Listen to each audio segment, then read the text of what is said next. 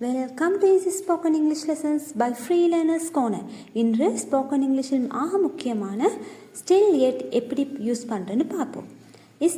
Still என்றால் இன்னமும் இப்பொழுதும், அதாவது ஏதோ ஒன்று தொடர்ந்து கண்டினியூவாக நடைபெற்று கொண்டிருக்கின்றது என்பதை காட்ட நாங்கள் ஸ்டிலை பயன்படுத்துவோம். ஏற்கனவே செய்ய ஆரம்பிக்கப்பட்ட ஒரு விடயம் இன்னும் நடைபெற்று கொண்டிருக்கின்றது, கண்டினியூவாக இன்னும் நடைபெற்று கொண்டிருப்பது என்று குறிப்பிட ஸ்டிலை பயன்படுத்துவோம். Still usually comes before the verb. வேர்புக்கு பின்னால் தான் கூடுதலாக ஸ்டிலை நாங்கள் பயன்படுத்துவோம். இப்பொழுது பார்ப்போம். ஸ்டில் இன்னும் நடந்து கொண்டிருக்கின்றது என்று குறிப்பிடுவதற்காகத்தான் நாங்கள் ஸ்டிலை பயன்படுத்துவோம். ஹி இஸ் ஸ்டில் ஸ்லீப்பிங், அதாவது அவன் இன்னும் தூங்கிக் கொண்டிருக்கிறான்.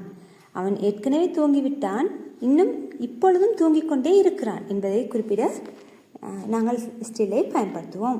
இதற்கான சென்டென்ஸ் ஸ்ட்ரக்சர் பேட்டர்ன்: முதலில் எழுவாய் சப்ஜெக்ட், அதன் பின்னர் ஸ்டில், அதன் பின்னர் வேர்பை பயன்படுத்தலாம் அல்லது வேர்புடன் ஐஎன்ஜியை பயன்படுத்தலாம் அல்லது பி வேர்பை பயன்படுத்தலாம். இப்பொழுது பார்ப்போம் நாங்கள் முதலில் வேர்புடன் ஐஎன்ஜியை பயன்படுத்தி எவ்வாறு பேசுவது என்று.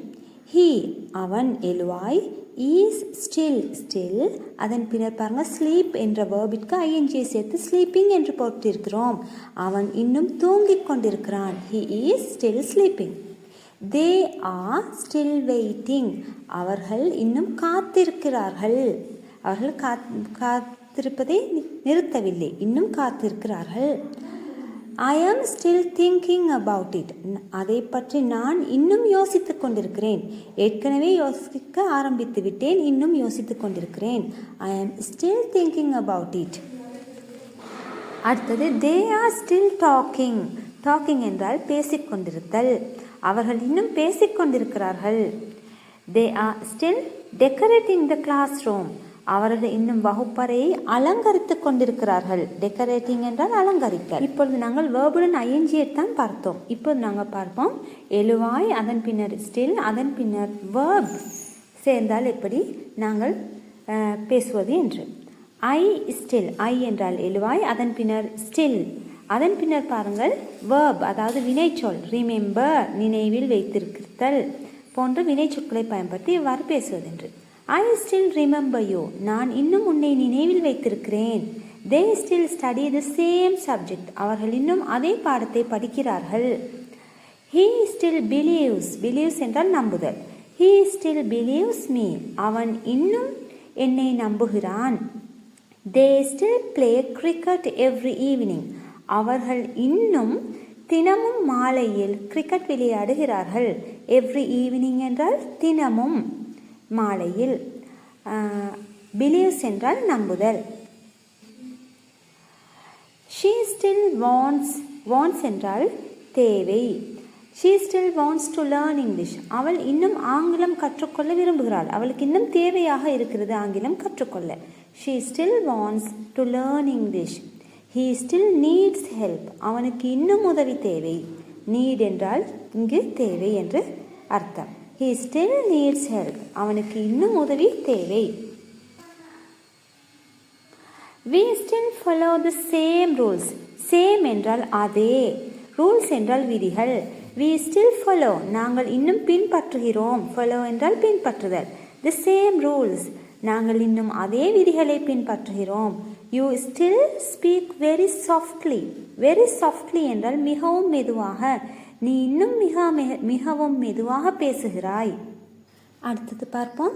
நாங்கள் இதுவரை ஸ்டில்லுடன் முதலில் வேர்ப் உடன் ஐஎன்ஜி சேர்த்து போட்டு பார்த்தோம், வேர்பை போட்டு பார்த்தோம். இப்போது நாங்கள் ஸ்டில்லுடன் அட்ஜெக்டிவை போட்டு எவ்வாறு பேசுவது என்று பார்ப்போம். she is still angry, இங்கே ஸ்டில்லுடன் angry என்ற அட்ஜெக்டிவ் பயன்படுத்தப்பட்டிருக்கிறது. she சப்ஜெக்ட், பி வேர்பாக இஸ், ஸ்டில், அதன் பின்னர் அட்ஜெக்டிவாக angry, அவள் இன்னும் கோபமாக இருக்கிறாள். she is still tired, அவள் இன்னும் சோர்வாக இருக்கிறாள். they are still busy, அவர்கள் இன்னும் பிஸியாக இருக்கிறார்கள். I am still hungry, எனக்கு இன்னும் பசிக்கிறது. இவ்வாறான வசனங்களை உங்களுக்கு அன்றாட வாழ்வில் பயன்படுத்த முடியும். அடுத்தது we are still happy with this decision. Decision என்றால் முடிவு. திஸ் டிசிஷன் என்றால் இந்த முடிவு. we are still happy நாங்கள் இன்னும் சந்தோஷமாக இருக்கிறோம். with this decision இந்த முடிவில் நாங்கள் இன்னும் சந்தோஷமாக இருக்கிறோம். the room is still dirty அறை, ரூம் என்றால் அறை, இன்னும் அசுத்தமாக இருக்கிறது. still dirty என்றால் இன்னும் அசுத்தமாக இருக்கிறது. he is still nervous nervous என்றால் பயமாக பதற்றமாக இருத்தல். அவன் இன்னும் பதற்றமாக இருக்கிறான். she is still upset about it அவள் அதை பற்றி இன்னும் வருத்தமாக இருக்கிறாள், கவலையுடன் இருக்கிறாள். she is still upset about it. அடுத்தது yet என்றாலும் இன்னும், இதுவரை.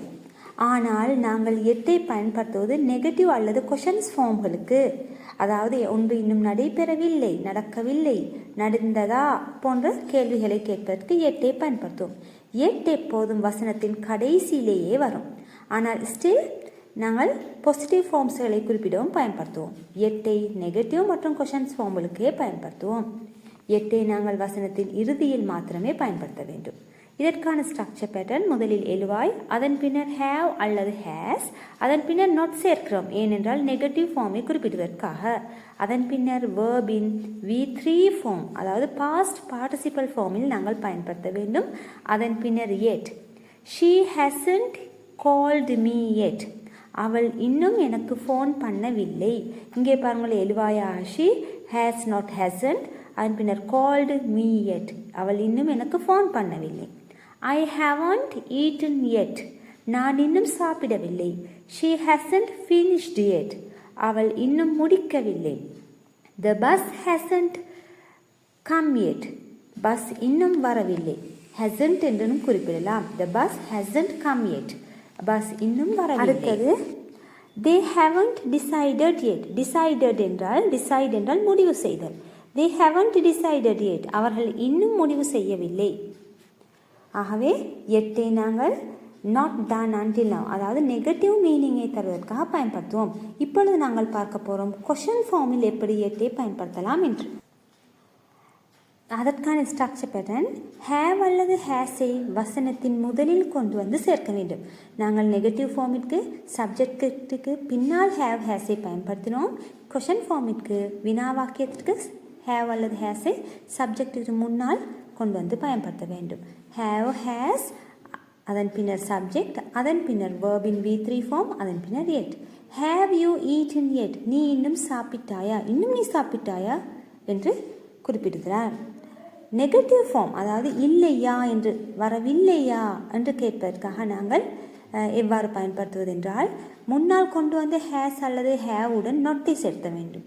ஹேசன்ட், ஹேவன்ட், அதன் பின்னர் சப்ஜெக்ட், அதன் பின்னர் வேர்பின் V3 ஃபார்ம், அதன் பின்னர் yet. Haven't you eaten yet நீ இன்னும் சாப்பிடவில்லையா. ஹேசன்ட் ஹீ கம் yet அவன் இன்னும் வரலையா. Haven't they finished the work yet அவர்கள் இன்னும் வேலை முடிக்கலையா. Hasn't she called you yet அவள் இன்னும் உனக்கு ஃபோன் பண்ணலையா. இதிலிருந்து உங்களுக்கு தெளிவாக புரியும். ஸ்டில் என்பது ஆரம்பித்து இன்னும் நடைபெற்று கொண்டிருக்கிறது, இன்னும் என்ற கருத்தை தரும், பாசிட்டிவ் கருத்தை தரும். அதன் மாத்திரமல்லாமல் வசனத்தில் இடையில் எங்களுக்கு போட்டுக்கொள்ளலாம். ஆனால் yetஐ வசனத்தில் கடைசியில் மாத்திரமே போட வேண்டும். நாங்கள் எமது அடுத்த வீடியோவில் ஸ்போக்கன் இங்கிலீஷில் மிக முக்கியமான to, for, about, from, with போன்ற சொற்களை எவ்வாறு பயன்படுத்தி ஆங்கிலத்தில் பேசுவது என்று பார்ப்போம்.